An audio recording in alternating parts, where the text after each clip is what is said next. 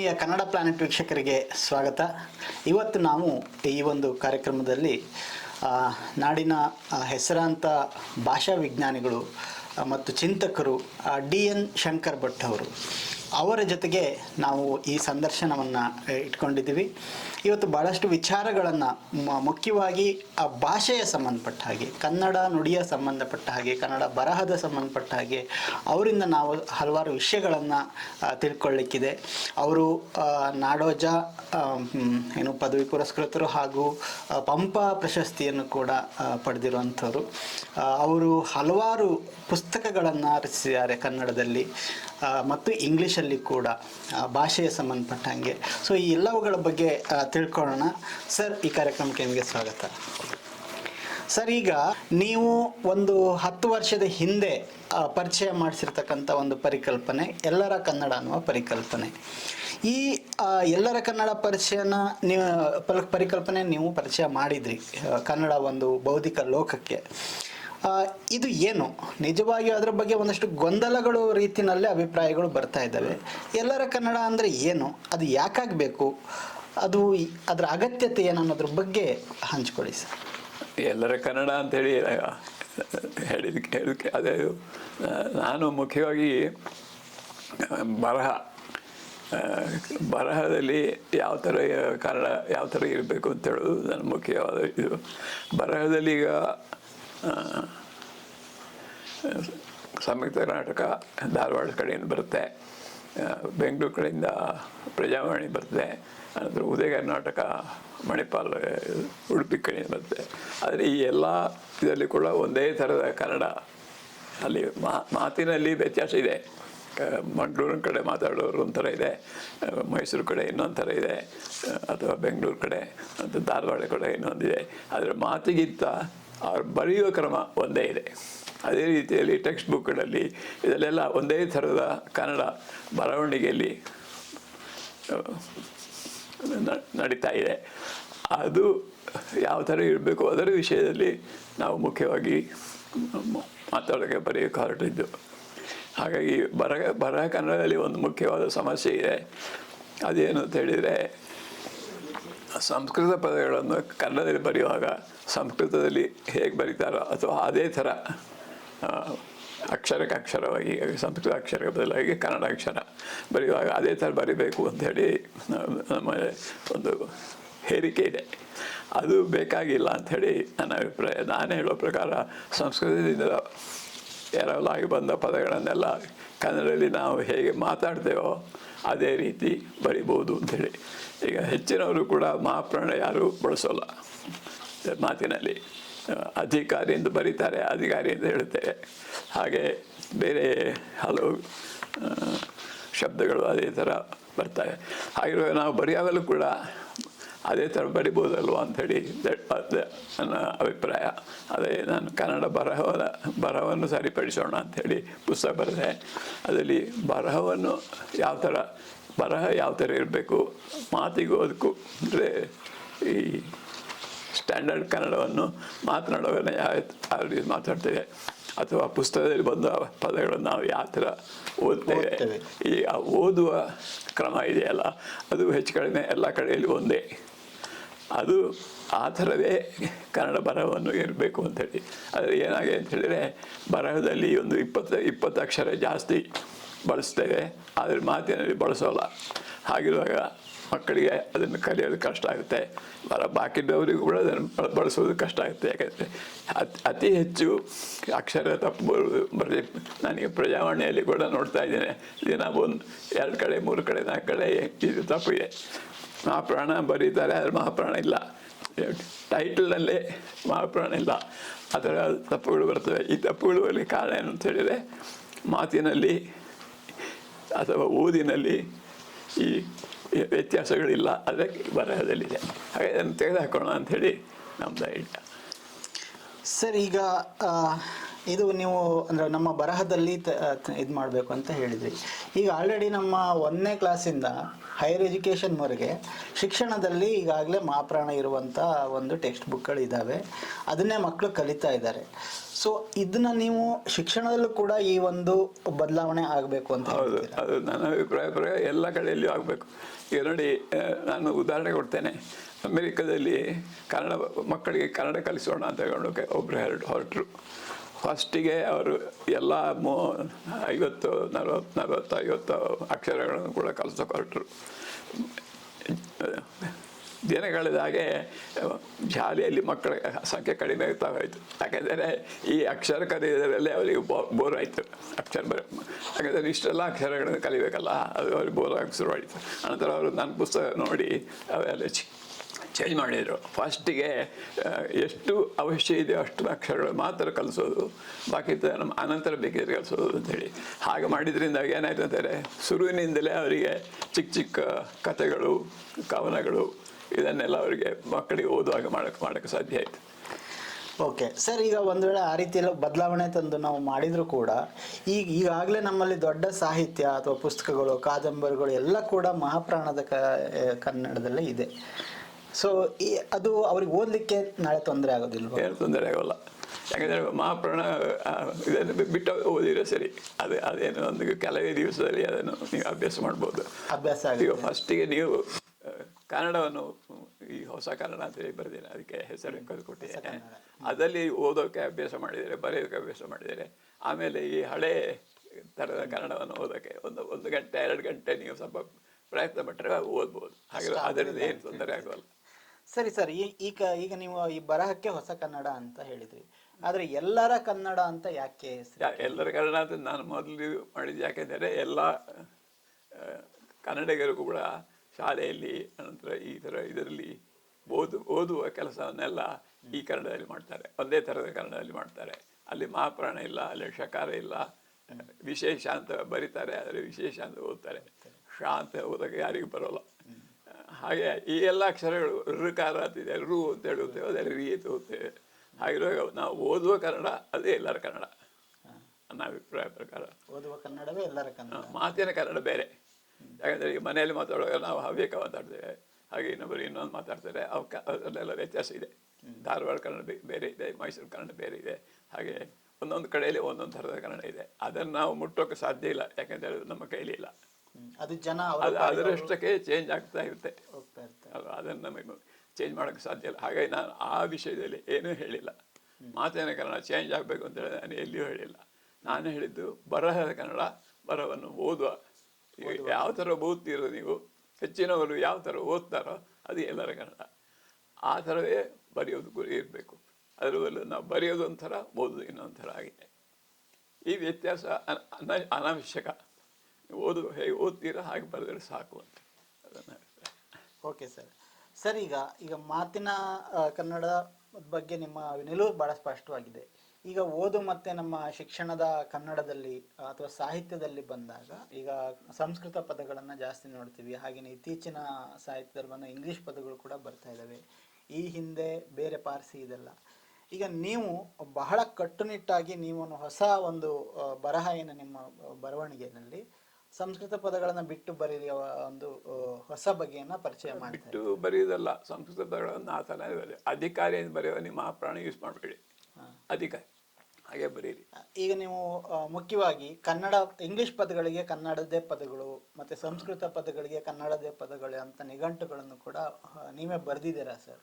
ಇದರ ಉದ್ದೇಶ ಏನು? ಅದು ಇನ್ನೊಂದು ಮೂವ್ಮೆಂಟ್. ಈಗ ನಾನು ವ್ಯಾಕರಣ ಶುರು ಮಾಡಿದೆ. ಕನ್ನಡಕ್ಕೂ ಈಗ ಕನ್ನಡದೇ ವ್ಯಾಕರಣ ಅಂತೇಳಿ ಬರೆದೆ. ಅದರಲ್ಲಿ ಈ ಕನ್ನಡದಲ್ಲಿ ಶಾಲೆಯಲ್ಲೆಲ್ಲ ಕಲಿಸ್ತಾರಲ್ಲ ವ್ಯಾಕರಣ, ಕನ್ನಡ ವ್ಯಾಕರಣವೇ ಅಲ್ಲ, ಸಂಸ್ಕೃತ ವ್ಯಾಕರಣವನ್ನು ಕನ್ನಡಕ್ಕೆ ಅಪ್ಲೈ ಮಾಡೋಕ್ಕೆ ಟ್ರೈ ಮಾಡಿದ್ದಾರೆ. ಹಾಗೆ ಕೇಶರಾಜನಿಯಲ್ಲೂ ಕೂಡ ಆ ತಪ್ಪು ಮಾಡಿದ್ದಾರೆ. ಆ ಟೈಮಿನಲ್ಲಿ ಹಿಂದಿನ ಕಾಲದಲ್ಲಿ ಏನಂದರೆ ವ್ಯಾಕರಣ ಅಂದರೆ ಸಂಸ್ಕೃತ ವ್ಯಾಕರಣ, ಬೇರೆಯವರಿಗೆ ಬೇರೆ ಬೇರೆ ಭಾಷೆಗೆ ಬೇರೆ ಬೇರೆ ವ್ಯಾಕರಣ ಇರ್ಬೋದು ಅಂತ ಹೇಳೋ ಐಡಿಯಾ ಇರಲಿಲ್ಲ. ಈಗ ಕನ್ನಡದಲ್ಲಿ ಮೈಸೂರು ಕನ್ನಡಕ್ಕೆ ಬೇರೆ ಥರ ಕನ್ನಡ ವ್ಯಾಕರಣ ಇದೆ, ಧಾರವಾಡ ಕನ್ನಡಕ್ಕೆ ಬೇರೆ ಥರದ ವ್ಯಾಕರಣ ಇದೆ. ಆ್ಯಕ್ಚುಲಿ ಎಲ್ಲ ಮಾತುಗಳಿಗೂ ಬೇರೆ ಬೇರೆ ವ್ಯಾಕರಣ ಇದೆ. ಹಾಗೆ ಕನ್ನಡ ಅಂತೇಳಿ ಸ್ಟ್ಯಾಂಡರ್ಡ್ ಕನ್ನಡಕ್ಕೆ ಒಂದು ವ್ಯಾಕರಣ ಇದೆ. ಆ ವ್ಯಾಕರಣ ಎಂಥದ್ದು ಮತ್ತು ನೀವು ಶಾಲೆಯಲ್ಲಿ ಕಲಿಸುವ ವ್ಯಾಕರಣ ಯಾಕೆ ಇದರಿಂದ ಬೇರಾಗಿದೆ. ಯಾಕೆ ಅದು ಬೇರಾಗಿರಬಾರದು, ನಿಜವಾದ ಕನ್ನಡ ವ್ಯಾಕರಣ ಯಾವ ಥರ ಇದೆಯೋ ಆ ಥರ ಕಲಿಸಿದರೆ ಮಕ್ಕಳಿಗೆ ಅದನ್ನು ಕಲಿಸೋದು ಸುಲಭ, ಅವರು ಕಲಿತುಕೊಡೋದು ಸುಲಭ. ನಾನೀಗ ಆಮೇಲೆ ಕನ್ನಡ ಬರಹಕರಣ ಅಂತ ಹೇಳಿ 7 ವಾಲ್ಯೂಮ್ನಲ್ಲಿ ಡಿಟೈಲ್ ಆಗಿ ಬರೆದೇನೆ. ಯಾಕಂದರೆ ಟೆಕ್ಸ್ಟ್ ಬುಕ್ನಲ್ಲಿ ಬಳಸಬೇಕಿದ್ರೆ ಯಾವುದೊಂದು ಕರೆಕ್ಟ್ ಗೊತ್ತಿರಬೇಕಲ್ಲ, ಅದನ್ನು ಹೇಳೋಣ ಅಂಥೇಳಿ ಅದನ್ನು ಹೇಳಿದ್ದೇನೆ. ಸರ್, ಮೂಲಭೂತವಾಗಿ ನೀವು ವ್ಯಾಕರಣದ ಬಗ್ಗೆ ತುಂಬ ಕೆಲಸ ಮಾಡಿದ್ದೀರ, ಬರೆದಿದ್ದೀರ. 7 ವಾಲ್ಯೂಮ್ಗಳು ಕೂಡ ಬಂದಿದೆ, ಕನ್ನಡ ಬರಹದ ಸೊಲ್ಲರಿಮೆ ಅಂತೇಳಿ. ಮತ್ತು ಕನ್ನಡಕ್ಕೆ ಬೇಕು ಕನ್ನಡದ ವ್ಯಾಕರಣ ಕೂಡ ಬರೆದಿದ್ದೀರ. ಈ ವ್ಯಾಕರಣ ಅನ್ನೋದು ನಿಜಕ್ಕೂ ಜನರಿಗೆ ಯಾಕೆ ಬೇಕು? ಮತ್ತು ನೀವು ವ್ಯಾಕರಣವನ್ನು ಸೊಲ್ಲರಿಮೆ ಅಂತ ಹೇಳಿ ನೀವು ಅದನ್ನು ಹೇಳಿದ್ದೀರ, ಅದಕ್ಕೆ ಕಾರಣ ಏನು? ವ್ಯಾಕರಣದಿಂದ ಏನು ಪ್ರಯೋಜನ ಸರ್? ವ್ಯಾಕರಣ ಕಲಿಯೋದ್ರಿಂದ ಅಥವಾ ಅದನ್ನು ಯಾಕೆ ಕಲಿಬೇಕು ಅಂತ? ಅದಕ್ಕೆ ಒಂದು ಕಾರಣ ಎನ್ನುತ್ತಾರೆ, ಕನ್ನಡ ವ್ಯಾಕರಣ ಯಾವ ಥರ ಇದೆ ಅಂತೇಳಿ ತಿಳಿಬೇಕು ಅಂತಿದ್ದವರಿಗೆ ಒಂದು ತಿಳುವಳಿಕೆ ಸಿಗುತ್ತೆ. ಈಗ ನಮಗಿದೆಲ್ಲ ಬೇರೆಲ್ಲ ವಿಷಯದಲ್ಲಿ ಕೂಡ ನಾವು ಏನದು ನಕ್ಷತ್ರ ಅಂತ ಹೇಳಿದ್ರೆ ಏನು, ಚಂದ್ರ ಅಂತೇಳಿ ಏನು ಅಂತೇಳಿ ಅದರ ವಿಷಯ ತಿಳಿಯುವ ಕುತೂಹಲ ಇರುತ್ತೆ. ಹಾಗೆ ಕನ್ನಡ ವಿಷಯ ತಿಳಿಯುವ ಕುತೂಹಲ, ನಿಯಮಗಳನ್ನು ನಾವು ಹೌದು, ಯಾವ ಥರ ಕನ್ನಡದಲ್ಲಿ ನಾವು ಶಬ್ದಗಳನ್ನು ಬಳಸ್ತೇವೆ, ಯಾವ ಸಫಿಕ್ಸ್ನಲ್ಲಿ ಬಳಸ್ತೇವೆ ಅಂತೇಳಿ ಅದು ತಿಳಿಯುವ ಕುತೂಹಲ ಇದ್ದವರಿಗೆ ಅದು ಇದು. ಅನಂತರ ವಿದ್ಯಾರ್ಥಿಗಳಿಗೆ ಇದೆಲ್ಲ ಬೇಕಾಗುತ್ತೆ. ಆದರೆ ನೀವು ವಿದ್ಯಾರ್ಥಿಗಳಿಗೆ ಕನ್ನಡ ವ್ಯಾಕರಣ ವಿಷಯ ತಿಳಿಸುವಾಗ ಏನೇನೇನೋ ತಿಳಿಸಿ ಏನು ಪ್ರಯೋಜನ? ಕನ್ನಡ ವ್ಯಾಕರಣ ತಿಳಿಸುವಾಗ ಸಂಸ್ಕೃತ ವ್ಯಾಕರಣ ತಿಳಿಸಿ ಏನು ಪ್ರಯೋಜನ? ಅದರಿಂದ ಏನು ಸಮಸ್ಯೆ ಆಗಿದೆ ಸರ್? ಅದೇ ಈಗ ನಾವು ಸಮಸ್ಯೆ ಇದ್ದರೆ ಶಾಲೆಯಲ್ಲಿ ಮಕ್ಕಳ ಸಮಯ ಹಾಳು ಮಾಡ್ತೀವಿ. ನೀವು ಕನ್ನಡ ವ್ಯಾಕರಣ ಅಂತ ಹೇಳ್ಕೊಂಡು ಸಂಸ್ಕೃತ ವ್ಯಾಕರಣ ಕಲಿಸಿದರೆ ಅದು ಕನ್ನಡದ್ದು ಅಲ್ಲ, ಸಂಸ್ಕೃತದ್ದು ಅಲ್ಲ, ಎಲ್ಲ ಇದು ಮಿಕ್ಸ್ಚರ್. ಸರ್, ಈಗ ತುಂಬ ಹಿಂದೆ ಈಗ ಕೇಶಿರಾಜರ ಶಬ್ದಮಣಿ ದರ್ಪಣ ಇದೆ, ಅಥವಾ ತುಂಬ ಕನ್ನಡ ವ್ಯಾಕರಣಗಳಿದ್ದಾವೆ. ಇವನ್ನೆಲ್ಲ ಹಿಂದಿಂದ ಕಲಿಸ್ಕೊಂಡೇ ಬರ್ತಿದ್ದಾರೆ ನೂರಾರು ವರ್ಷಗಳಿಂದ ಕೂಡ. ಇದರಿಂದ ಏನು ಒಳ್ಳೇದಾಗಿಲ್ಲ ಅಂತ ಹೇಳ್ತೀರಾ ನೀವು? ಅದು ಏನು ಪ್ರಯೋಜನ ಇಲ್ಲ, ಕನ್ನಡ ಮಟ್ಟಿಗೆ ಪ್ರಯೋಜನ ಆಗಿಲ್ಲ. ಈಗ ನೀವು ಇದು ಸೊಲ್ಲರಿಮೆ ಅಂತ ಯಾಕೆ ಸರ್ ನೀವು ಅದಕ್ಕೆ ಹೆಸರಿಟ್ಟಿದ್ದು? ಸುಳ್ಳು ಅಂತ ಹೇಳಿದ್ರೆ ಮಾತು, ಅದಕ್ಕೆ ವಾಕ್ಯಕ್ಕೆ ಸುಳ್ಳು ನನಗೆ ಕೊಟ್ಟೆ. ವಾಕ್ಯದ ತಿಳಿವು ಅದೇ ಗ್ರಾಮರ್ ವ್ಯಾಕರಣ. ಈಗ ಒಂದು ಶಿಕ್ಷಣದಲ್ಲಿ ಅದು ನಂದು 2ನೇ ಇದು ಎಂಥದ್ದು ಏನಂತಾರೆ, ಕನ್ನಡದಲ್ಲಿ ಎಸ್ಪೆಷಲಿ ಟೆಕ್ನಿಕಲ್ ಟರ್ಮ್ಸ್, ಪಾರಿಭಾಷಿಕ ಪದಗಳಲ್ಲಿ ಹೆಚ್ಚಿನವು ಕೂಡ ಸಂಸ್ಕೃತದಿಂದ ತಂದು ಹಾಕಿದ್ದಾರೆ. ಈಗ ಕನ್ನಡದ ಭಾಷಾ ವಿಜ್ಞಾನ ಕೋಶ ಅಂತ ಹೇಳಿ ಮಾಡಿದ್ದಾರೆ, ಅದರಲ್ಲಿ 90% ಕನ್ನಡ ಇಲ್ಲ, ಬರೀ ಸಂಸ್ಕೃತ. ಯಾಕೆ ಹಾಗಾಯ್ತು ಸರ್? ಯಾಕೆಂದ್ರೆ ಅವರಿಗೆ ಕನ್ನಡ ಅಂದ್ರೆ ಇಂಗ್ಲಿಷ್ ಅಥವಾ ಬೇರೆ ಭಾಷೆಯ ಪದಗಳಿಗೆ ಕನ್ನಡ ಪದಗಳು ಸಿಗ್ಲಿಲ್ಲ ಅಂತನಾ, ಅಥವಾ ಯಾಕೆ ಮುಂಚಿಂದನೂ ಈ ಸಮಸ್ಯೆ? ಅದೇ ಮುಂಚಿನ ಸಮಸ್ಯೆ ಇದೆ, ಯಾಕೆಂದರೆ ಅವರು ಟ್ರೈ ಮಾಡಲಿಲ್ಲ. ಈಗ ತಮಿಳಿನಲ್ಲಿ ನೀವು ಭಾಷಾ ವಿಜ್ಞಾನದ ಕೋಶ ಮಾಡಿದ್ದಾರೆ, ಅದರಲ್ಲಿ 90% ತಮಿಳು ಪದಗಳು, ಏನೋ ಒಂದು 5% ಸಂಸ್ಕೃತದ ಪದಗಳು ಇರಬಹುದು ಅಷ್ಟೇ. ಈ ಸಮಸ್ಯೆ ಎಲ್ಲಿಂದ ಶುರುವಾಯಿತು ಸರ್? ಅದೇ ಅಲ್ಲಿ ನಮ್ದು ಅದೇ ಸಮಸ್ಯೆ, ವ್ಯಾಕರಣ ಬರೆಯುವಾಗಲೂ ಕೂಡ ಅದೇ ಸಮಸ್ಯೆ. ಕಾರಣ ಏನಂತ ಹೇಳ್ತೀವಿ? ತಮಿಳುನಾಡಲ್ಲಿ ಇಲ್ಲದೆ ಇರೋ ಸಮಸ್ಯೆ ನಮ್ಮ ಕನ್ನಡದಲ್ಲಿ ಯಾಕಾಯ್ತು? ಅವರು ಇರುವ ಭಾಷೆ ಮೇಲೆ ವ್ಯಾಮೋಹ ನಮಗಿಲ್ಲ ಸರ್. ನಮ್ಮಲ್ಲಿ ಭಾಷೆ ಆದರೆ ಆಗುತ್ತೆ, ನಡೀತದೆ. ಬಟ್ ನಮ್ಮ ಎಲ್ಲ ದೊಡ್ಡ ದೊಡ್ಡ ಕನ್ನಡ ಪಂಡಿತರೇ ಆಗಿದ್ರಲ್ಲ, ಪಂಡಿತರು ಹಾಗೆ ಮಾಡಿದ್ದಾರೆ. ಈಗ ಕಿಟಲ್ ಡಿಕ್ಷನರಿ ಇಲ್ಲೇ ಇದೆ. ಕಿಟಲ್ ಡಿಕ್ಷನರಿಯಲ್ಲಿ ಕನ್ನಡ ಪದಗಳು ಅಥವಾ ದ್ರಾವಿಡ ಪದಗಳು, ಕನ್ನಡದ ಯಾವ್ದು ಪದಗಳು, ಅವುಗಳನ್ನು ದೊಡ್ಡ ಅಕ್ಷರದಲ್ಲಿ ಕೊಟ್ಟಿದ್ದಾರೆ. ಬೇರೆ ಇದು ಈ ಸಂಸ್ಕೃತದಿಂದ ಬಂದ ಬೇರೆ ಭಾಷೆಗಳಿಂದ ಬಂದ ಐರೋಲ್ ಪದಗಳನ್ನು ಚಿಕ್ಕ ಅಕ್ಷರದಲ್ಲಿ ಕೊಟ್ಟಿದ್ದಾರೆ. ಸಾಹಿತ್ಯ ಪರಿಷತ್ತಿನವರು ಮಾಡುವಾಗ ಅದು ವ್ಯತ್ಯಾಸ ಮಾಡೋದು ಬೇಡ ಅಂತ ಮಾಡಿದರು. ಸೊ ಎಲ್ಲ ಸಂಸ್ಕೃತ ಪದಗಳನ್ನು ತಂದು ಹಾಕಿದ್ರು, ಆಯ್ತಾ. ಈಗ ಇದರಲ್ಲಿ ಕೂಡ ವಿಜ್ಞಾನದಲ್ಲಿ ಕೂಡ ಹಾಗೆ ಎಲ್ಲ ಸಂಸ್ಕೃತ ಪದಗಳು, ಕನ್ನಡ ಪದ ಇಲ್ಲವೇ ಇಲ್ಲ, ಆಲ್ಮೋಸ್ಟ್ ನಿಲ್ಲು. ಅದರ ಬದಲು ನೀವು ಕನ್ನಡದೇ ಪದ ಬಳಸಿದರೆ ಅದನ್ನು ಅರ್ಥ ಮಾಡಿಕೊಳ್ಳುವುದು ಸುಲಭ ಮಕ್ಕಳಿಗೆ, ವಿದ್ಯಾರ್ಥಿಗಳಿಗೆ. ಮತ್ತೆ ಅದರ ಮುಂದೆ ಹೋಗೋಕ್ಕೂ ಪ್ರಯೋಜನ ಆಗುತ್ತೆ. ಅದರಲ್ಲಿ ಸಂಸ್ಕೃತ ಹಾಕಿದರೆ ಏನು ಪ್ರಯೋಜನ ಏನಿಲ್ಲ. ಈಗ ನೋಡಿ, ವಿದ್ಯಾರ್ಥಿಗಳು ಶುರುವಿನಲ್ಲಿ ಕನ್ನಡದಲ್ಲಿ ಕಲಿತು ಅನಂತರ ಇಂಗ್ಲೀಷಲ್ಲಿ ಕಲಿಕೆ ಹೋಗುತ್ತೆ ಅಂತ ಇಟ್ಟುಕೊಳ್ಳಿ. ಅವರು ಕನ್ನಡದಲ್ಲಿ ಕಲಿಯುವಾಗ ಕನ್ನಡದ್ದೇ ಆದ ಪದಗಳಾದರೆ ಅವರಿಗೆ ಸುಲಭದಲ್ಲಿ ಅರ್ಥ ಆಗ್ಬೋದು. ಅನಂತರ ಅದರ ಇದು ಪದದ ವ್ಯುತ್ಪತ್ತಿ ಎಲ್ಲ ಅವರಿಗೆ ಸುಲಭದಲ್ಲಿ ಗೊತ್ತಾಗ್ಬೋದು. ಸಂಸ್ಕೃತ ಪದಕ್ಕೆ ಯಾವ ವ್ಯುತ್ಪತ್ತಿಯೂ ಅವ್ರಿಗೆ ಗೊತ್ತಿಲ್ಲ, ಅವ್ರಿಗೆ ಹೇಳಿಕೊಡೋದು ಇಲ್ಲ. ಅವರು ಸುಮ್ಮನೆ ಬಾಯ್ಪಾಠ ಹೊಡೆಯೋದು, ಏನು ಪ್ರಯೋಜನ? ಯಾಕೆಂದರೆ ಸ್ವಲ್ಪ ಅನಂತರ ಕೆಲವು ವರ್ಷ ಕಳೆದ ಮೇಲೆ 5ನೇ ಕ್ಲಾಸು 6ನೇ ಕ್ಲಾಸು 7ನೇ ಕ್ಲಾಸು ಅವರು ಕನ್ನಡ ಬಿಟ್ಟು ಇಂಗ್ಲೀಷಿನಲ್ಲಿ ಕಲಿಕೆ ಮಾಡ್ತಾರೆ. ಈ ಪದಗಳೆಲ್ಲ ವೇಸ್ಟ್. ಅದೇ ಸರ್, ನನ್ನ ಪ್ರಶ್ನೆ ಏನಂದರೆ, ಈಗ ನಾವು ಕನ್ನಡ ಒಂದು ಭಾಷೆನ ಬೆಳೆಸುವಾಗ ಅಥವಾ ಕನ್ನಡ ಪಠ್ಯಗಳನ್ನು ತರುವಾಗ ನಮ್ಮ ಹಿಂದಿನ ಕನ್ನಡ ಪಂಡಿತರು ಅಥವಾ ಈ ಜವಾಬ್ದಾರಿ ಇದ್ದವರು ಯಾಕೆ ಸುಲಭವಾಗಿ ಬೇರೆ ಭಾಷೆಯ ಪದಗಳನ್ನೇ ತಂದರು ಅಥವಾ ಸಂಸ್ಕೃತವನ್ನೇ ತಂದರು, ಯಾಕೆ ಕನ್ನಡವನ್ನು ಮಾಡಲಿಲ್ಲ ಅಂತಂದರೆ ಅದಕ್ಕೆ ಕಾರಣ ಅಷ್ಟೇ.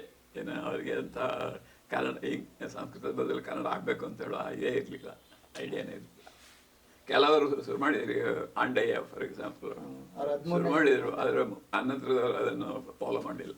ನಾವು ಒಂದು ಪ್ರಯತ್ನ ಮಾಡಿದೆವು ಕನ್ನಡದಲ್ಲಿ ಮಾಡೋಣ ಅಂತೇಳಿ, ಡಿಕ್ಷನರಿ ಮಾಡಿದೆವು. ಯಾಕೆ ಈ ನಿಘಂಟುಗಳನ್ನು ಯಾಕೆ ಮಾಡಿದ್ರಿ ನೀವು? ಅದೇ ಕಾರಣಕ್ಕೆ ನೋಡಿ, ಸಂಸ್ಕೃತ ಪದಗಳಿಗೆ ಕನ್ನಡದೇ ಪದಗಳು ಅಂತ ಬರುತ್ತೆ. ಅದಕ್ಕೆ ಯಾಕೆಂದ್ರೆ ಸಂಸ್ಕೃತ ಪದವೇ ಯಾವುದು, ಕನ್ನಡ ಪದ ಯಾವುದು ಅಂತ ಹೆಚ್ಚಿನವರಿಗೆ ಗೊತ್ತಿರೋಲ್ಲ. ಈ ಅಧಿಕಾರ ಅಂತ ಹೇಳಿ ಅದು ಕನ್ನಡ ಅಂತ ಅಲೋಚನೆ ಮಾಡ್ತಾರೆ, ಕನ್ನಡ ಅಲ್ಲ ಅದು ಸಂಸ್ಕೃತ ಅಂತೇಳಿ ಯಾರಿಗೂ ಇಂಟ್ರೆಸ್ಟ್ ಇಲ್ಲ ಬಹುಶಃ, ಅಥವಾ ಇಂಟ್ರೆಸ್ಟ್ ಇದ್ದರೂ ಗೊತ್ತು ಮಾಡೋಕೆ ಇದಿಲ್ಲ. ಅದಕ್ಕೆ ನಾನು ಗೊತ್ತು ಮಾಡಿ ಈಗ ಕಿಟಲ್ ಡಿಕ್ಷನರಿ ಹಾಗೆ ಕನ್ನಡ ಡಿಕ್ಷನರಿ ಅದೇ ಥರ ಮಾಡಿದ್ದಾರೆ. ಕನ್ನಡ ಪದಗಳನ್ನು ದೊಡ್ಡ ಅಕ್ಷರದಲ್ಲಿ ಹಾಕಿ ಕಿಟಲ್ ಮಾಡಿದ ಹಾಗೆ ಇವರು ಕೂಡ ಮಾಡಿದರೆ ಜನರಿಗೆ ಅಂದಾಜಾಗ್ತಾ ಇತ್ತು ಯಾವುದು ಇದು ಕನ್ನಡ ಪದ, ಇದು ಕನ್ನಡ ಪದ ಅಲ್ಲ, ಬೇರೆ ಕಡೆಯಿಂದ ಆಗಿ ಪಡೆದ ಪದ ಅಂತೇಳಿ ಗೊತ್ತಾಗ್ತಾ ಇತ್ತು. ಆದರೆ ಅವರು ಬೇಡ ಅಂತ ಮಾಡಿದರು. ಅಲ್ಲೇ ನೋಡಿ, ಅವರಿಗೆ ಕನ್ನಡದಲ್ಲಿ ಇಂಟ್ರೆಸ್ಟ್ ಇಲ್ಲ ಇವಾಗ ಕೂಡ. ಯಾಕೆಂದರೆ ಇದನ್ನೇ ಕನ್ನಡ ಅಂತ ಹೇಳ್ತಾರೆ, ಇಂಗ್ಲೀಷ್ ಕನ್ನಡ ಡಿಕ್ಷನರಿ ಇದರಲ್ಲಿ ಬರೀತಾರೆ, ಅದರಲ್ಲಿ ಮುಕ್ಕಾಲು ಭಾಷೆ ಸಂಸ್ಕೃತ ಪದಗಳು. ಸರ್, ಈಗ ಇನ್ನೊಂದು ವಾದ ಇದೆ. ಈಗ ನಾವು ಬೇರೆ ಪದಗಳನ್ನ ತಗೊಳ್ಳೋದ್ರಿಂದ ಅದರಿಂದ ನಮ್ಮ ಕನ್ನಡ ಸಂಪದ್ಭರಿತ ಆಗುತ್ತೆ, ತುಂಬಾ ಪದಗಳು ಅದಕ್ಕೆ ನಾವು ಈಗ ಇಂಗ್ಲಿಷ್ ಫಾರ್ ಎಕ್ಸಾಂಪಲ್ ಬೆಳೆದಿರೋದೇ ಹಾಗೆ, ಲ್ಯಾಟಿನ್ನು ಗ್ರೀಕು ಪದಗಳ ಮೂಲಕನೇ ಇಂಗ್ಲಿಷ್ ದೊಡ್ಡ ಪದ ಸಂಪತ್ತನ್ನ ಗಳಿಸ್ಕೊಂಡಿದೆ. ಅದೇ ತರ ಕನ್ನಡನು ಇದು ಮಾಡೋದ್ರಲ್ಲಿ ಏನ್ ಸಮಸ್ಯೆ ಅನ್ನುವ ಅದರಲ್ಲಿ ಒಂದು ಸಮಸ್ಯೆ ಇದೆ. ನಮ್ಮ ಇಂಗ್ಲಿಷಿನಲ್ಲಿ ಎಲ್ಲ ಬೇರೆ ಬೇರೆ ಭಾಷೆಗಳಿಂದ ತಗೊಂಡಿದ್ದಾರೆ. ಮತ್ತು ಇಂಗ್ಲೀಷಿನ ಪದಗಳು ಇವೆ, ಲ್ಯಾಟಿನ್ ಇದೆ, ಗ್ರೀಕ್ ಇದೆ, ಈಗ ಸುಮಾರು ಭಾಷೆಗಳದ್ದು. ಕನ್ನಡದಲ್ಲಿ ಏನಾಗುತ್ತೆ ಹೇಳಿದರೆ 90% ಸಂಸ್ಕೃತ ಪದಗಳು. ಸಂಸ್ಕೃತದಿಂದ ಪದ ತಗೊಳ್ಳದೆ ನಮಗೆ ಬೇರೆ ದಾರಿಯೇ ಇಲ್ಲ ಅಂತ ಹೇಳಿ ಕನ್ನಡದ ವಿದ್ವಾಂಸರು ತಿಳಿದಾಗಿದೆ. ಉರ್ದುವಿನ ತಂದು ನೀವು ಅರೇಬಿಕ್ನ ತಂದು ಅಥವಾ ಇನ್ನೊಂದು ಭಾಷೆಯಿಂದ ತನ್ನಿ, ಅದು ಬೇರೆ. ಇದು ಎಲ್ಲದಕ್ಕೂ ಸಂಸ್ಕೃತವೇ ಆಗಬೇಕು ಅಂತೇಳಿ ಆಗಿದೆಯಲ್ಲ, ಅದು ನನ್ನ ಅಭಿಪ್ರಾಯ ಪ್ರಕಾರ ಅದು ಅನವಶ್ಯಕ. ಅದು ಹಾಗೆ ನಡೆದ್ರೆ ಮುಂದೆ ಏನಾಗುತ್ತೆ? ಹಾಗೆ ನಡೆದು ಬಂದರೆ ಏನಾಗ್ತದೆ ಏನಕ್ಕೆ ಗೊತ್ತಿಲ್ಲ, ಏನಾಗ್ತದೆ ನಮ್ಗೆ ಗೊತ್ತಿಲ್ಲ. ಆದರೆ ನಮಗೆ ಕನ್ನಡ ಅಂತ ಹೇಳುವ ಆ ಒಂದು ಫೀಲಿಂಗ್ ಇದೆಯಲ್ಲ, ನಮ್ಮದು ಅಂತೇಳಿ ಆ ಫೀಲಿಂಗೇ ಇದು ವಿರುದ್ಧ ಆಗುತ್ತೆ. ಸರ್, ಈಗ ನಮ್ಮಲ್ಲಿ ನಾವು 10ನೇ ಕ್ಲಾಸ್ವರೆಗೆ ವಿಜ್ಞಾನ ಸಮಾಜ ಎಲ್ಲ ಓದ್ತೀವಿ.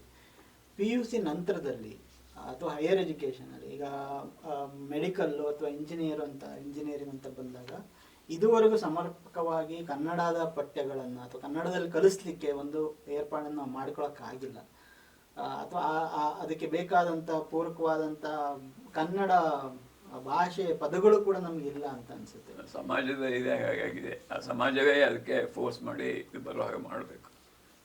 ಈಗ ತಮಿಳ್ನಾಡಲ್ಲಿ ಇದು ಹೇಗೆ ಮಾಡ್ತಾರೋ ಹಾಗೆ ನಾವು ಕೂಡ ಮಾಡ್ಬೋದು, ಆದರೆ ಅದಕ್ಕೆ ಇದು ಸಮಾಜದ ಪ್ರೋತ್ಸಾಹ ಬೇಕು, ಸಪೋರ್ಟ್ ಬೇಕು. ಅದು ನಮ್ಮ ಕನ್ನಡದಲ್ಲಿ ಇಲ್ಲ. ಈಗ ಹೇಗಿದ್ರು ಇಂಗ್ಲಿಷ್ ಭಾಷೆ ನಮಗಿರೋದ್ರಿಂದ, ಜಾಗತಿಕವಾಗಿ ಮನ್ನಣೆ ಇರುವ ಭಾಷೆ ಇರೋದ್ರಿಂದ ಕನ್ನಡ ಯಾಕೆ, ಅಥವಾ ನಾವು ಇಂಜಿನಿಯರಿಂಗು ಮತ್ತೊಂದು ಇವನ್ನೆಲ್ಲ ಯಾಕೆ ಕನ್ನಡದಲ್ಲಿ ಮಾಡಿ ಇಂಗ್ಲೀಷಲ್ಲೇ ಮಾಡ್ಕೊಂಡು ಹೋಗೋಣ ಅನ್ನೋ ಒಂದು ಇದು. ಹಾಗಾಗಿ ಇಂಗ್ಲೀಷ್ ಮೀಡಿಯಮಲ್ಲೇ ಕಲಿಸೋದ್ರಿಂದ ಮಕ್ಕಳು ಬೇಗ ಒಂದು ಜಾಬ್ ಆಪರ್ಚುನಿಟೀಸ್ ಸಿಗುತ್ತೆ, ಈ ಥರದೊಂದು ಇದಿದೆ. ಸೊ ಇದರಿಂದ ಕನ್ನಡಕ್ಕೆ ಆಗುವಂಥ ಪರಿಣಾಮಗಳೇನು, ಅಥವಾ ಅದು ಸಂಬಂಧ? ಆ್ಯಕ್ಚುಲಿ ಫಸ್ಟ್ ಆಫ್ ಆಲ್ ಆ ಫೀಲಿಂಗ್ ಇದೆಯಲ್ಲ ಅದೇ ತಪ್ಪು. ಈಗ 5ನೇ ಕ್ಲಾಸು ಅವ್ರು 6ನೇ ಕ್ಲಾಸಿನವರೆಗೆ ಇಂಗ್ಲೀಷ್ ಮೀಡಿಯಂ ಮಾಡೋದು ತಪ್ಪು ಅಂತೇಳಿ ಬ್ರಿಟಿಷ್ ಕೌನ್ಸಿಲ್ನವರು ಹೇಳ್ತಾರೆ. ನೋಡಿ, ಬ್ರಿಟಿಷ್ ಕೌನ್ಸಿಲ್ ಅಂತೇಳಿ ಇಂಗ್ಲೀಷನ್ನು ಪ್ರಚಾರ ಮಾಡೋಕ್ಕೆ ಇರುವ ಇದು ಇನ್ಸ್ಟಿಟ್ಯೂಷನ್ ಅವರೇ ಬರೆದಿದ್ದಾರೆ. ಏನಂತೇಳಿ 5ನೇ ಕ್ಲಾಸ್ 6ನೇ ಕ್ಲಾಸ್ವರೆಗೆ ಸರಿಯಾಗಿ ಬರೆಯೋಕ್ಕೆ ಮಾತಾಡೋಕ್ಕೆ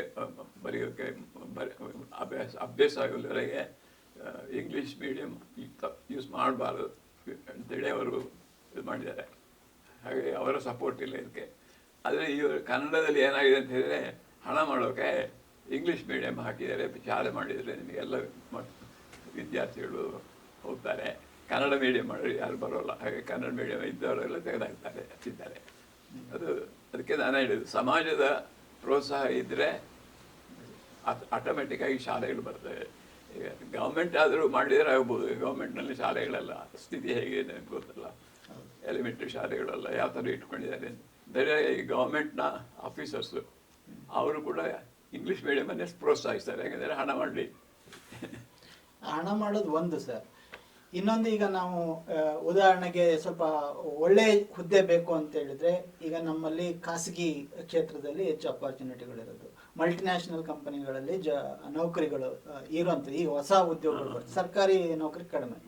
ಸೊ ನಮ್ಗೆ ಆ ಥರದ, ಈಗ ನಾವು ಹೆಚ್ಚಾಗಿ ಈಗ ತಳ ಸಮುದಾಯದಿಂದ ಬರ್ತಿರೋಂಥ ಶಿಕ್ಷಿತರೆಲ್ಲ ಕೂಡ ಅದಕ್ಕೆ ಬೇಕಾದ ಶಿಕ್ಷಣ ಪಡಿಬೇಕಾದ್ರೆ ಅದು ಇಂಗ್ಲೀಷೇ ಅನಿವಾರ್ಯ ಅನ್ನೋ ಸ್ಥಿತಿ. ಅದೇ ತಪ್ಪು ನಾನು ಹೇಳಿದ್ದು.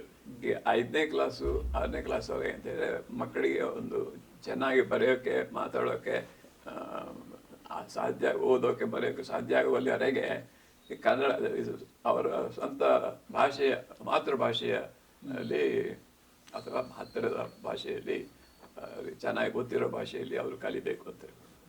ಇಂಗ್ಲೀಷಿನ ನೀವು ಅಲ್ಲಿಂದಲೇ ಇಂಗ್ಲೀಷ್ ಮಾಡಿದರೆ ಅವರು ಶುರುವಿಂದಲೇ ಅವರ ಕಲಿಕೆ ಮೇಲೆ ಇಫೆಕ್ಟ್ ಆಗುತ್ತೆ. ಹಾಗಾಗಿ ಅವ್ರಿಗೆ ಮುಂದೆ ಕೂಡ ಅವ್ರ ಮನಸ್ಸು ಸರಿಯಾಗಿ ಡೆವಲಪ್ ಆಗೋಲ್ಲ, ಮಿದುಳು ಸರಿಯಾಗಿ ಡೆವಲಪ್ ಆಗೋಲ್ಲ. ಇದಕ್ಕೇನಾದರೂ ಪುರಾವೆ ಇದೆಯಾ ಸರ್? ಹೌದು. ಅದರ ಇದು ಯಾಕೆ ಮದರ್ ಟಂಗ್ ಆಗಬೇಕು ಅಂತ ಹೇಳೋದಕ್ಕೆ ಈ ಬ್ರಿಟಿಷ್ ಕೌನ್ಸಿಲ್ನವರು ಯಾಕೆ ಸುಮ್ಮನೆ ಹೇಳ್ತಾರೆ, ಇಲ್ಲ ಹೇಳ್ತಾರೆ ಇಂಗ್ಲೀಷ್ ಮೀಡಿಯಂ ಇರಲಿ, ಎಲ್ಲರೂ ಇಂಗ್ಲೀಷ್ ಕಲೀಲಿ ಅಂತ ಹೇಳ್ತಾರೆ ಅವರು. ಚಿಕ್ಕ ಮಕ್ಕಳಿಗೆ ಅವ್ರಿಗೆ ಚೆನ್ನಾಗಿ ಗೊತ್ತಿದೆ. ಈಗ ಮನೆಯಲ್ಲಿ ಮಕ್ಕಳು 4 ವರ್ಷ 3 ವರ್ಷ 4 ವರ್ಷ ಅವರಿಗೆ ಮಾತಾಡೋಕೆ ಕನ್ನಡದಲ್ಲಿ ಮಾತಾಡೋಕೆ ಚೆನ್ನಾಗಿ ಬರುತ್ತೆ. ಹಾಗಿರೋ ಅವರಿಗೆ ಫಸ್ಟಿಗೆ 5ನೇ ಕ್ಲಾಸ್ವರೆಗೆ ಕನ್ನಡದಲ್ಲೇ ಕಲಿಸಿದರೆ ಅವರು ಚೆನ್ನಾಗಿ ಕಲಿತಾರೆ, ಓದಲಿಕ್ಕೆ ಚೆನ್ನಾಗಿ ಬರುತ್ತೆ, ಬರೆಯೋಕ್ಕೆ ಚೆನ್ನಾಗಿ ಬರುತ್ತೆ, ಚೆನ್ನಾಗಿ ಕಲಿಸಿದರೆ ಆಯಿತಾ. ಆಮೇಲೆ ನೀವು ಸುಲಭವಾಗಿ ಇಂಗ್ಲೀಷ್ಗೆ ಟ್ರಾನ್ಸ್ಫರ್ ಮಾಡೋಕ್ಕಾಗುತ್ತೆ. ಯಾಕೆಂದರೆ ಅವರು ಆಲ್ರೆಡಿ ಅವರಿಗೆ ಇದೆ ಮಾತಾಡೋದು ಗೊತ್ತಾಗ್ತದೆ. ಹಾಗಾಗಿ ಕನ್ನಡದಲ್ಲಿ ಬರೆಯೋದ್ರಿಂದ ನೀವು ಇಂಗ್ಲೀಷ್ ಬರೆಯೋದು ಕಲಿಯೋದು ಸುಲಭ. ಅದು ಡೈರೆಕ್ಟ್ ಆಗಿ ಇಂಗ್ಲೀಷೇ ಕಲೀರಿ ಅಂತೇಳಿ ಅವರಿಗೆ ಆಗೋಲ್ಲ. ಅದು ಹಾಗೆ ಹೆಚ್ಚಿನವರು ಸೋತೋಗ್ತಾರೆ, ವಿದ್ಯಾರ್ಥಿಗಳು ಕೂಡ. ಸರ್, ನೀವು ಇದುವರೆಗೆ ಮೊದಲು ಹೆಚ್ಚಾಗಿ ಇಂಗ್ಲೀಷಲ್ಲಿ ಬರಿತಾ ಇದ್ರಿ, ಇಂಗ್ಲೀಷಲ್ಲಿ ಹಲವಾರು ಕೃತಿಗಳನ್ನು ರಚನೆ ಮಾಡಿದ್ರಿ. ಇತ್ತೀಚೆಗೆ ಕನ್ನಡ ಪುಸ್ತಕಗಳನ್ನು ಕಳೆದ ಒಂದು 10-15 ವರ್ಷದಲ್ಲಿ ಹೆಚ್ಚು ಬರೆದಿದ್ದೀರ. ನೀವು ಮೊದಲು ಬರೆದಂಥ ಇಂಗ್ಲೀಷ್ ಪುಸ್ತಕಗಳು ಯಾವುದು? ಆಮೇಲೆ ಕನ್ನಡ ಯಾಕೆ ಬರೆಯೋಕ್ಕೆ ಶುರು ಮಾಡಿದ್ರಿ? ಕನ್ನಡದ ನಾನು ರಿಟೈರ್ ಆಗೋದವರೆಗೆ ಇಂಗ್ಲೀಷಿನಲ್ಲೇ ಬರೋದು. ಯಾಕಂತೇಳಿದ್ರೆ ನಾನು ಪುಣೆಯಲ್ಲಿದ್ದೆ, ನಂತರ ಟ್ರಿವೆಂಟಮ್ನಲ್ಲಿದ್ದೆ, ನಂತರ ಇಂಫಾಲ್ ಮಣಿಪುರ್ನಲ್ಲಿದ್ದೆ. ಅಲ್ಲೆಲ್ಲ ನನಗೆ ಕನ್ನಡದಲ್ಲಿ ಆಗೋಲ್ಲ, ಕನ್ನಡ ಯೂಸ್ ಮಾಡೋಕ್ಕಾಗಲ್ಲ. ಹಾಗಾಗಿ ನಾನು ಇಂಗ್ಲೀಷಿನಲ್ಲೇ ಬರಿತಾ ಇದ್ದೆ ಎಲ್ಲ. ನಾನು ಬರೋದು ರಿಸರ್ಚ್ ಕೂಡ ಎಲ್ಲ ಇಂಗ್ಲೀಷಿನಲ್ಲೇ. ನಂತರ ಅಮೇರಿಕಾದಲ್ಲಿದ್ದೆ, ಜರ್ಮನಿಯಲ್ಲಿ, ಅಲ್ಲೆಲ್ಲ ನಿಮಗೆ ಆಸ್ಟ್ರೇಲಿಯಲ್ಲಿ ಇದ್ದೆ, ಅದೆಲ್ಲ ನಿಮಗೆ ಇದು ಇಂಗ್ಲೀಷೇ ಆಗಬೇಕಷ್ಟೇ, ಕನ್ನಡ ಆಗೋಲ್ಲ. ರಿಟೈರ್ ಆದಮೇಲೆ ನನಗೆ ಈ ಸಂಸ್ಥೆಗಳ ಇದಿಲ್ಲ, ಪ್ರೆಷರ್ ಇಲ್ಲ ನನ್ನ ಮೇಲೆ. ಎಲ್ಲಿ ಕೆಲಸ ಮಾಡ್ತಾ ಇದ್ದೇನೋ ಅಲ್ಲಿನ ಪ್ರಕಾರ ನಾನು ಆ ಭಾಷೆಯಲ್ಲಿ ಅವರು ಯಾವ ಭಾಷೆಯಲ್ಲಿ ನಡೀತೋ ಆ ಭಾಷೆಯಲ್ಲಿ ಬರಿಬೇಕು. ಹಾಗೆ ಎಲ್ಲ ಕಡೆ ಕೂಡ ಇಂಗ್ಲೀಷ್ ಇದೆ, ಹಾಗೆ ಇಂಗ್ಲೀಷ್ನ ಬರಿತಾ ಇದ್ದೆ. ರಿಟೈರ್ ಆದಮೇಲೆ ನಾನು ಇಂಗ್ಲೀಷ್ ಬರೆಯೋದು ನಿಲ್ಲಿಸಿದೆ ಕಂಪ್ಲೀಟ್. ಇನ್ನು ನಾನು ಕಂಪ್ಲೀಟ್ ಕನ್ನಡದಲ್ಲೇ ಬರೆಯೋದು ಅಂತ ಹೇಳಿ ಅನಂತರ ಸುಮಾರು ಪುಸ್ತಕ 10-20 ಪುಸ್ತಕ ಕನ್ನಡದಲ್ಲಿ ಬರೆದೆ. ಈಗ ಕಳೆದ ವರ್ಷದಿಂದ ನಾನು ಇಂಗ್ಲೀಷಲ್ಲಿ ಬರಿತಾ ಇದ್ದೇನೆ. ಹಿಸ್ಟಾರಿಕಲ್ ಲಿಂಗ್ವಿಸ್ಟಿಕ್ಸ್ ಮೇಲೆ ಇಂಗ್ಲೀಷ್ನ ಪುಸ್ತಕ ಬರಿತಾ ಇದ್ದೇನೆ ಈ ವರ್ಷ ಡಿಸೆಂಬರ್ನಿಂದ. ಸರ್, ಈಗ ನಿಮ್ಮ ಇದು ಸೊಲ್ಲರ್ಮೆ ಅಥವಾ ಕನ್ನಡ ವ್ಯಾಕರಣದ ಪುಸ್ತಕಗಳು 7 ಭಾಗ ಬಂದಿದೆ, ಮುಗಿತಾ? ಅಷ್ಟೇ, ಅಲ್ಲಿ ನಾನು ನಿಲ್ಲಿಸಿದ್ದೇನೆ. Actually there is no end. ವ್ಯಾಕರಣದ ಮೇಲೆ ಎಷ್ಟು ಕೂಡ ಬರೆಯಬಹುದು, ಇನ್ನೂ 7 ಪುಸ್ತಕ ಬರೆಯಬಹುದು. ಸರ್, ಈಗ ಕನ್ನಡ ಬರಹವನ್ನು ಸರಿಪಡಿಸೋಣ ಅಂತ ಒಂದು ಪುಸ್ತಕ ಬರೆದಿದ್ದೀರಾ. ನಿಮ್ಮ ಪ್ರಕಾರ ಕನ್ನಡ ಬರಹದಲ್ಲಿರುವ ಸಮಸ್ಯೆಗಳು ಏನು ಸರ್? ಮುಖ್ಯವಾಗಿ ಸ್ಪೆಲ್ಲಿಂಗ್ ಪ್ರಾಬ್ಲಮ್ ಮುಖ್ಯವಾಗಿ. ಅಂದರೆ ಏನಾದರೂ ಇನ್ನೊಂದು ಏನಂದರೆ ಈ ಪದಗಳು, ಕನ್ನಡ ಬಿಟ್ಟರೆ ಸಂಸ್ಕೃತ ಪದಗಳು, ಪಾರಿಭಾಷೆ ಪದಗಳು, ಇದೆಲ್ಲ ಒಟ್ಟು 90% 80% ಸಂಸ್ಕೃತ ಪದಗಳನ್ನು ಬಳಸ್ತೇವೆ. ಅದರ ಕನ್ನಡ ಪದಗಳನ್ನು ಯಾಕೆ ಬಳಸಬಾರ್ದು, ಹಾಗೆ ಬಳಸಿದರೆ ವಿದ್ಯಾರ್ಥಿಗಳಿಗೆ ಅದನ್ನು ಅರ್ಥ ಮಾಡಿಕೊಳ್ಳಲು ಸುಲಭ ಆಗಬಹುದಲ್ವಾ ಅಂತ ಹೇಳಿ ಅದು ಇನ್ನೊಂದು ವಿಷಯ. ಮುಖ್ಯವಾಗಿ 2 ವಿಷಯದಲ್ಲಿ ಕನ್ನಡ ಬರಹವನ್ನು ಸರಿಪಡಿಸೋಣ ಟ್ರೈ ಮಾಡಿದ್ದೇನೆ. ನೀವು ಈ ರೀತಿ ಬರೆದಾಗ ಅಥವಾ ಈ ರೀತಿಯ ಒಂದು ಚಿಂತನೆಗಳಿಗೆ ಯಾವ ಥರದ ಒಂದು ಪ್ರತಿಕ್ರಿಯೆ ಬಂದಿದೆ ಸಮಾಜದಿಂದ ಅಥವಾ ಕನ್ನಡ ಕಾಳಜಿ ಇರೋದ್ರಿಂದ? ಕೆಲವರಿಗೆಲ್ಲ ಖುಷಿಯಾಗಿದೆ, ಕೆಲವರು ಸ್ಟ್ರಾಂಗ್ ಆಗಿ ಆಬ್ಜೆಕ್ಟ್ ಮಾಡಿದ್ದಾರೆ. ಎರಡು ಥರ ಬಂದಿದೆ. ಅಬ್ಜೆಕ್ಷನ್ ಯಾವ ರೀತಿಯಿಂದ ಬರ್ತಾ ಇದೆ ಸರ್? ಏನು? ನಾನು ಅದನ್ನೆಲ್ಲ ನೋಡಕ್ಕೆ ಹೋಗಲಿಲ್ಲ. ಓಕೆ, ಬರ್ತಾ ಇದೆ ಅಂತೇಳಿ ನನಗೆ ಗೊತ್ತು. ಓಕೆ. ನಾನು ಅದಕ್ಕೆ ಉತ್ತರ ಕೊಡೋಕ್ಕೂ ಹೋಗಲ್ಲ, ಅದನ್ನು ಓದೋಕ್ಕೂ ಹೋಗಲ್ಲ. ಏನು ಮಾಡೋದು ಆ ವಿಷಯ.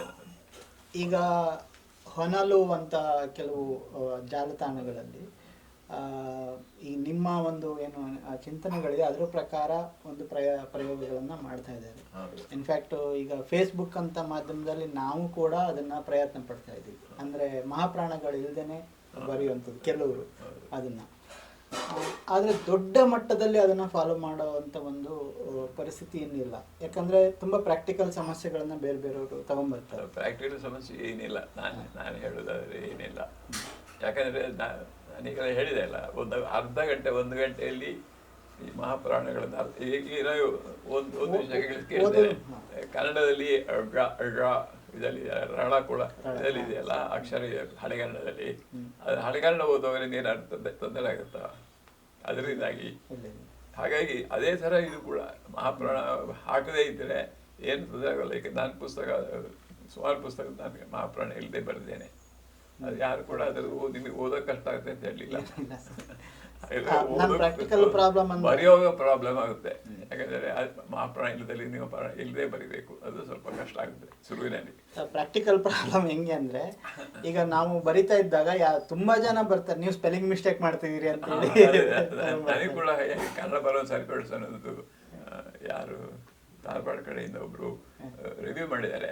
ಅವ್ರು ಹೇಳ್ತಾರೆ ಒಂದು ಚಾಪ್ಟರ್ನಲ್ಲಿ ತುಂಬಾ ಸ್ಪೆಲ್ಲಿಂಗ್ ಮಿಸ್ಟೇಕ್. ಅವರು ಸರಿಯಾಗಿ ಓದಲಿಲ್ಲ. ಓದಿದ್ರೆ ನಾನು ಇದರಲ್ಲಿ ಹೊಸ ಬರ ಯೂಸ್ ಮಾಡಿದ್ದೇನೆ ಅಂತೇಳಿ ಬರ್ದೇನೆ, ಅದು ಗೊತ್ತಾಗ್ತಾ ಇತ್ತು.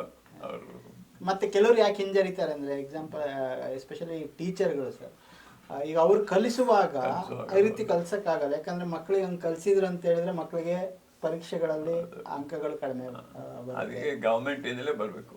ಈಗ ಇದರಲ್ಲಿ ಏನಂತಾರೆ, ವಯಸ್ಕರ ಶಿಕ್ಷಣ ಮಾಲೆ ಅಂತ ಅವರು ಟೆಕ್ಸ್ಟ್ ಬುಕ್ ಮಾಡಿದ್ದಾರೆ. ಫಸ್ಟ್ ಇದರಲ್ಲಿ ಅವರು ಮಹಾಪ್ರಾಣ ಎಲ್ಲ ಬಿಟ್ಟಿದ್ದಾರೆ. ಓಕೆ, ಆ ಥರ ಇದು ಮಾಡಿದ್ದಾರೆ. ನನಗೆ ಯಾರೋ ಹೇಳಿದರು ಅದರಲ್ಲಿ ಆ ಥರ ಇದೆ. ಫಸ್ಟ್ ಸ್ಟ್ಯಾಂಡರ್ಡ್, ಸೆಕೆಂಡ್ ಸ್ಟ್ಯಾಂಡರ್ಡ್ನಿಂದ ಮಹಾಪ್ರಾಣ ಇದೆಲ್ಲ ಇಂಟ್ರೊಡ್ಯೂಸ್ ಮಾಡಿದ್ದಾರೆ. ಸೊ ಶುರುವಿನಲ್ಲಿ ಅದೇ ಅವರು ಅಮೆರಿಕದಲ್ಲಿ ಮಾಡಿದ್ದು ನೋಡಿ. ಶುರುವಿನಲ್ಲಿ ಈ ಕನ್ನಡಕ್ಕೆ ಅತಿ ಅವಶ್ಯ ಇರುವ ಅಕ್ಷರಗಳನ್ನು ಮಾತ್ರ ಕಲಿಸೋದು. ಅದರಿಂದಾಗಿ ನಿಮಗೆ ಪದಗಳು, ಕಥೆಗಳು ಇದೆಲ್ಲ ಮಕ್ಕಳಿಗೆ ಕಲಿಸೋಕ್ಕಾಗ ಮಕ್ಕಳಿಗೆ ಕ್ಲಾಸು ಇಂಟ್ರೆಸ್ಟಿಂಗ್ ಆಗುತ್ತೆ. ಅದರ ಬದಲು ನೀವು ಈ ಮಾತ್ರ ಮಕ್ಕಳಿಗೆ ಕಲಿಸ ಹೋದರೆ ಅರ್ಥವೇ ಆಗೋಲ್ಲ ಅವರಿಗೆ. ಅದು ಈ ಮಹಾಪ್ರಾಣಕ್ಕೆ ಕಲಿಸ್ಬೇಕಿದ್ರೆ ಅದಕ್ಕೆ ಸಂಸ್ಕೃತದಿಂದ ಅಲ್ಲಿಂದಲೋ ಶಬ್ದ ತಂದು ಹಾಕಬೇಕು. ಅದು ಸಂಸ್ಕೃತ ಮಾಡಿದ್ದೇನೆ ನಾನು ಕೂಡ. ಆ ಶಬ್ದಗಳನ್ನು ಎಲ್ಲಿ ಕಂಡಿಲ್ಲ. ಆದರೆ ಫಸ್ಟ್ ಸ್ಟ್ಯಾಂಡರ್ಡ್ನಲ್ಲಿ ಆ ಥರ ಸಂಸ್ಕೃತ ಶಬ್ದಗಳನ್ನು ಹಾಕಿದ್ದಾರೆ. ಹೌದು ಸರ್, ಭಾಳ ಕಷ್ಟ ಮಾಡಿದ್ದಾರೆ ಸರ್. ನೀವೊಬ್ಬರು ಭಾಷಾ ವಿಜ್ಞಾನಿ ಅಥವಾ ಭಾಷಾಶಾಸ್ತ್ರಜ್ಞರು. ಸೊ ಈ ಭಾಷಾಶಾಸ್ತ್ರ ಅನ್ನೋಂಥದ್ದು ಯಾಕೆ ಬೇಕು ಅಥವಾ ಅದರ ಒಟ್ಟಾರೆ ಉಪಯುಕ್ತತೆ ಏನು? ಕನ್ನಡದಲ್ಲಿ ಯಾವ ಹಂತದಲ್ಲಿದೆ ಭಾಷಾ ವಿಜ್ಞಾನ ಅನ್ನೋಂಥದ್ದು? ಮತ್ತು ಅದರಿಂದ ಕನ್ನಡ ಭಾಷೆಗೆ ಯಾವ ರೀತಿ ಪ್ರಯೋಜನ ಇದೆ? ಅಲ್ಲಿ ಭಾಷಾ ವಿಜ್ಞಾನ ಅಂತೇಳಿ ಭಾಷೆ ಇದು ಈಗ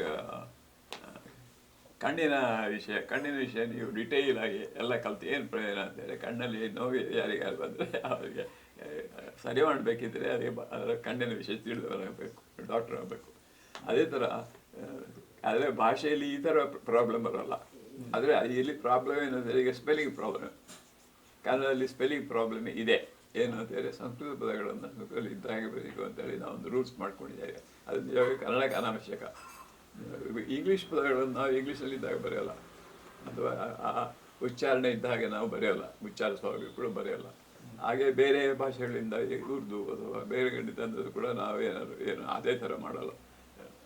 ನಮ್ಮ ಕನ್ನಡದಲ್ಲಿ ಕೆಲವು ಶಬ್ದ ಇದು ಪಾದ ಕೆಳಗೊಟ್ಟು ಫಾ ಮಾಡಿದಂತ ಇದು ಕೆಲವು ಅಕ್ಷರಗಳನ್ನು ಹಾಕ್ಕೊಂಡಿದ್ದೇವೆ. ಅದು ಕೂಡ ಇಲ್ಲಿ ಎಲ್ಲ ಕಡೆಯಲ್ಲಿ ಹಾಕೋಲ್ಲ, ಕೆಲವು ಕಡೆಯಲ್ಲಿ ಹಾಕ್ತೇವೆ, ಕೆಲವು ಕಡೆಯಲ್ಲಿ ಹಾಕದೇ ಇರ್ತೇವೆ.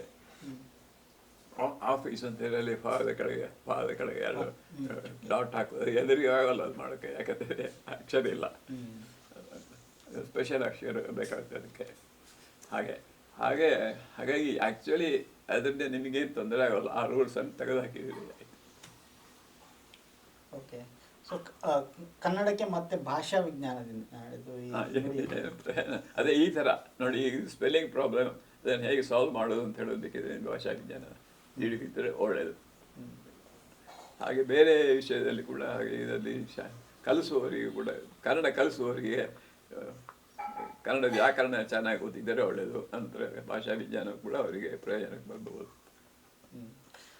ಸರ್, ಈಗ ಶಿಕ್ಷಣ ನೀತಿಗಳನ್ನು ಮಾಡುವಂಥರು ಅಥವಾ ಕನ್ನಡದ ಬಗ್ಗೆ ನೀತಿ ನಿರೂಪಣೆಗಳನ್ನು ಮಾಡುವಾಗ ಈ ಭಾಷಾ ವಿಜ್ಞಾನಿಗಳ ಒಂದು ಅಭಿಪ್ರಾಯಗಳನ್ನು ಅಥವಾ ಚಿಂತನೆಗಳನ್ನು ಗಂಭೀರವಾಗಿ ಪರಿಗಣಿಸ್ತಾ ಇಲ್ಲ. ಕನ್ನಡ ವ್ಯಾಕರಣ ಬರೆದ ಯಾರು ಕ್ಯಾರ್ ಮಾಡಿದ್ದಾರೆ? ಕನ್ನಡ ಪಠ್ಯಪುಸ್ತಕ ಅದನ್ನೇ ಹಳೆಯ ಸಮಾಸಗಳನ್ನೇ ಹೇಳಿಕೊಡ್ತಾರಲ್ಲ, ತತ್ಪುರುಷ ಅದು ಕನ್ನಡದ ಅಲ್ಲ, ಅದು ತತ್ಪುರುಷ ಅಂತ ಹೇಳಿದರೆ ಕರ್ಮಧಾರೆ. ಇದಕ್ಕೆಲ್ಲ ಕನ್ನಡದಲ್ಲಿ ಕೆಲವಕ್ಕೆಲ್ಲ ನಿಮಗೆ ಎಕ್ಸಾಂಪಲ್ಸ್ ಕೊಡೋಕ್ಕಾಗಲ್ಲ, ನೀವು ಸಂಸ್ಕೃತದಲ್ಲೇ ಎಕ್ಸಾಂಪಲ್ ತಂದು ಹಾಕಬೇಕು. ಅದೇ ಥರ ನೀವು ಈ ಮಹಾಪ್ರಾಣ ಎಲ್ಲ ಕಲಿಸ್ಬೇಕಿದ್ರೆ ನಿಮಗೆ ಸಂಸ್ಕೃತದ ಎಕ್ಸಾಂಪಲ್ ಆಗಬೇಕು, ಕನ್ನಡದಲ್ಲಿ ಎಕ್ಸಾಂಪಲ್ ಇಲ್ಲ ನೋಡಿ. ಹಾಗಾಗಿ ಫಸ್ಟ್ ಸ್ಟ್ಯಾಂಡರ್ಡ್ನಲ್ಲಿ ನೋಡಿ ಯಾವ ಥರ ಶಬ್ದಗಳನ್ನೆಲ್ಲ ತಂದು ಹಾಕಿದ್ದಾರೆ, ಅದು ಇಲ್ಲದೆ ಅವರಿಗೆ ಬೇರೆ ದಾರಿ ಇಲ್ಲ.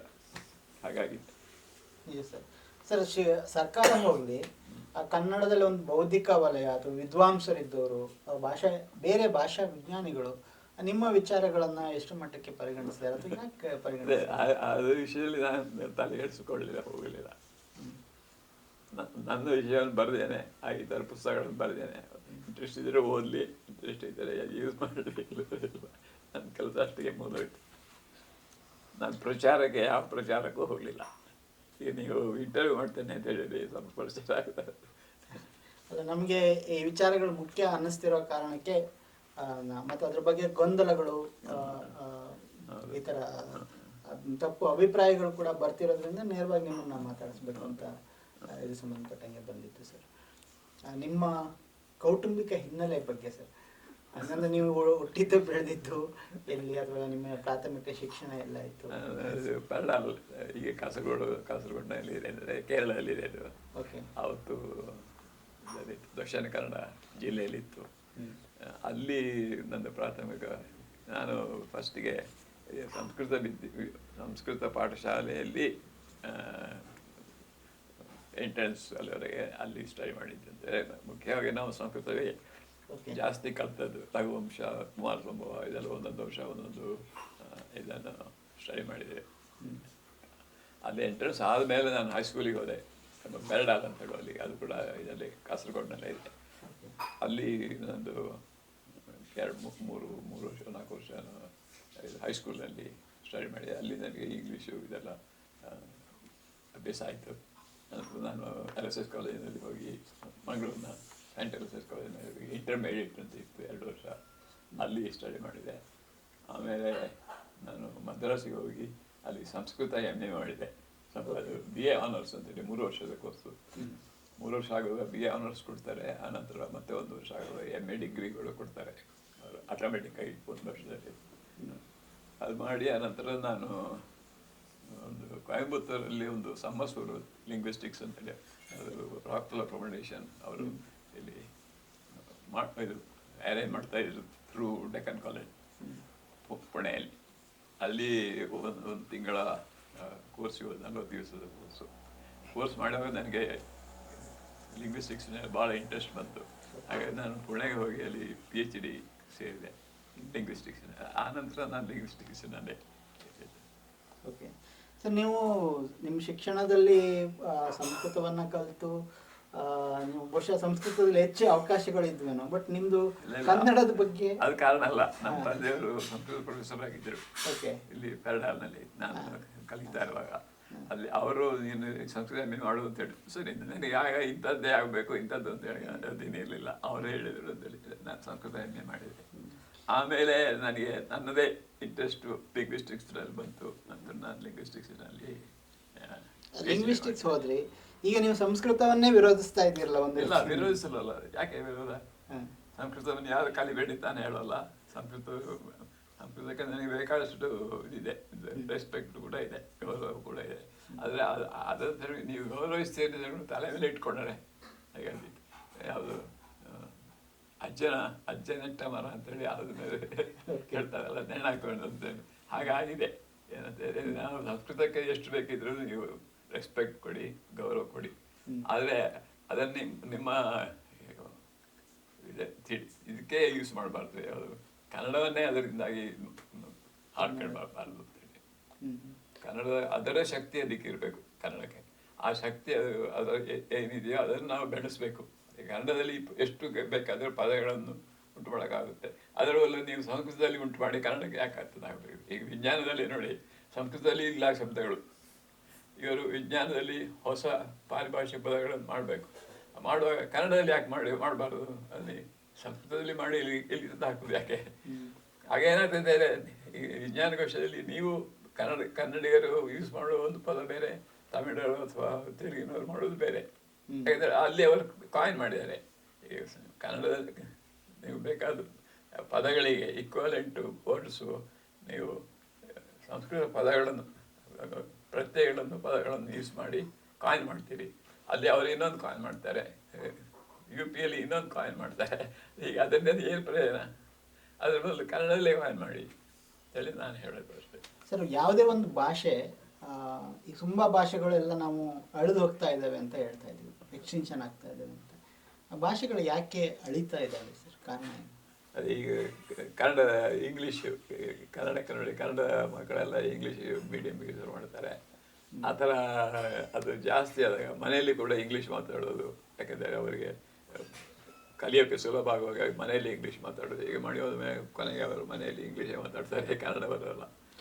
ದೊಡ್ಡ ಸಂಖ್ಯೆಯಲ್ಲಿ ಕನ್ನಡ ಮಾತಾಡೋರು ಇದ್ದಾರಲ್ಲ ಸರ್. ಹೌದು, ಹಾಗಾಗಿ ಕನ್ನಡ ಅಷ್ಟು ಬೇಗ ಅಳಿಸಿ ಹೋಗೋಲ್ಲ, ಆಯಿತಾ.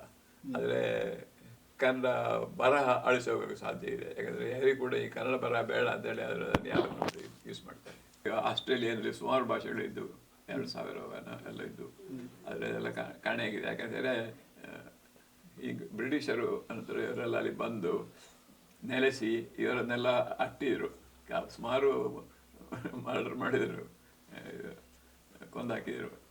ಹಾಗೆ ಅವರ ಇದು ಮಾತಾಡೋರು ಇದು ಕಡಿಮೆ ಆಗ್ತಾ ಹೋಯಿತು. ನಂತರ ಕೊನೆಗೆ ಮಕ್ಕಳಿಗೆ ಭಾಷೆ ಬರೋಲ್ಲ, ದೊಡ್ಡವರಿಗೆ ಮಾತ್ರ ಬರುತ್ತೆ. ಅವರು ಸತ್ತೋಗುವಾಗ ಭಾಷೆ ಇಲ್ಲ, ಹಾಗಾಗಿದೆ. ಅಮೆರಿಕದಲ್ಲಿ ಅಮೆರಿಕನ್ ಇಂಡಿಯನ್ಸ್ ಸುಮಾರೆಲ್ಲ ಭಾಷೆಗಳು ಹಾಗೆ ಕಾಣೆಯಾಗಿದೆ. ಸರ್, ಈಗ ಕನ್ನಡದಲ್ಲಿ ಹಲವಾರು ಒಳನುಡಿಗಳಿದ್ದಾವೆ. ಈಗ ನೀವು ಕನ್ನಡದ ಕಲ್ಪಿತ ಚರಿತ್ರೆ ಅಂತ ನೀವು ಕನ್ನಡ ಭಾಷೆ ಕಲ್ಪಿತ ಚರಿತ್ರೆ ಪುಸ್ತಕ ಬರೆಯುವಾಗ ಅದನ್ನು ಹೇಳಿದ್ದೀರ. ಅಂದರೆ ಕನ್ನಡದ ಬೇರೆ ಬೇರೆ ಒಳನುಡಿಗಳ ಮಧ್ಯೆ ಇರೋ ವ್ಯತ್ಯಾಸದ ಬಗ್ಗೆ ಒಂದು ವಿಶ್ಲೇಷಣೆ ಮಾಡಿದ್ದೀರ. ಯಾಕೆ ಈ ರೀತಿ ಒಳನುಡಿಗಳು ಬೇರೆ ಬೇರೆ ಹುಟ್ಕೊಂಡು ಸರ್ ಕನ್ನಡದಿಂದ? ಅದು ನಮ್ಮ ಕೈಲಿ ಇಲ್ಲ. ಏನಂತೇಳಿ ಭಾಷೆ ಹೇಗೆ ಚೇಂಜ್ ಆಗ್ತಾ ಹೋಗುತ್ತೆ ಅಂತ ಹೇಳೋದು ನಮ್ಮ ಕೈಲಿ ಇಲ್ಲ. ಅದು ಅದರಷ್ಟಾಗಿ ಚೇಂಜ್ ಆಗ್ತಾ ಹೋಗುತ್ತೆ. ಒಂದು ಕಾರಣ ಏನಿರ್ಬೋದು ಅಂತ ಹೇಳಿದರೆ, ದೊಡ್ಡವರಿಂದ ಮಕ್ಕಳು ಕಲಿಯುವಾಗ ಅವರು ಅದರಲ್ಲಿ ಬದಲಾವಣೆ ಮಾಡ್ಬೋದು. ಈಗ ಪಕಾರ ಹಕಾರ ಯಾಕೆ ಆಯಿತು ಕನ್ನಡದಲ್ಲಿ? ಹಳೆ ಕನ್ನಡ ಕಾಲದಲ್ಲಿ ಪ ಇತ್ತು, ಪಾಲು ಇತ್ತು.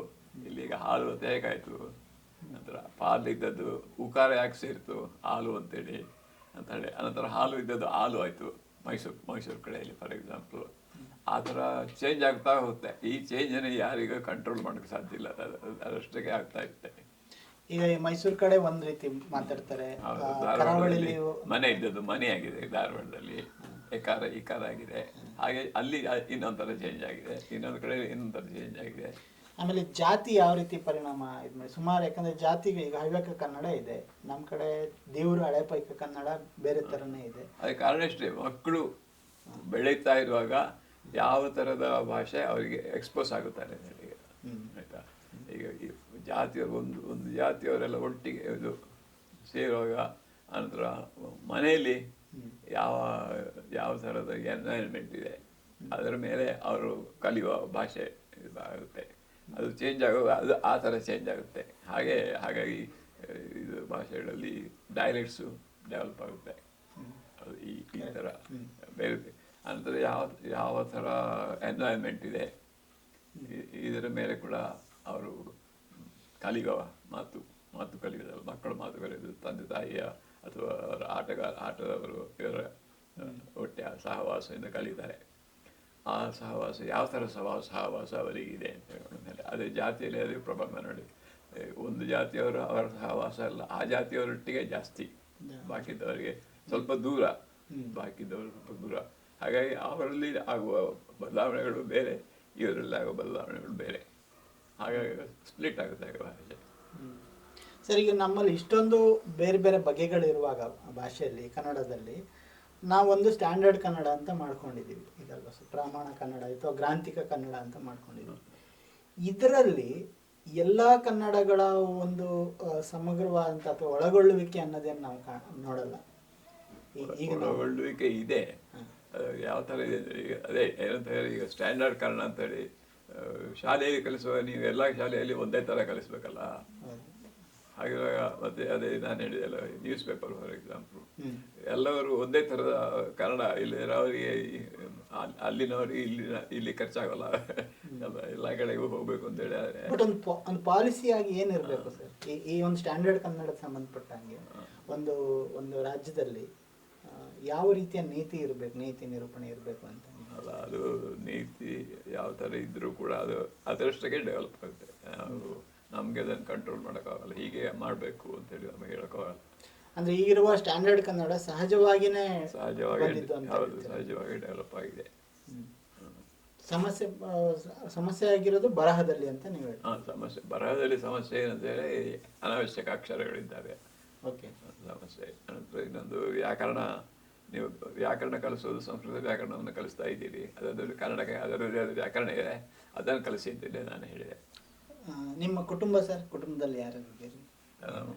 ವೈಫ್ ಇದು ಅವಳು ಒಂದು ಪುಸ್ತಕ ಅವಳದು ಪಬ್ಲಿಷ್ ಆಗಿದೆ. ಓಕೆ.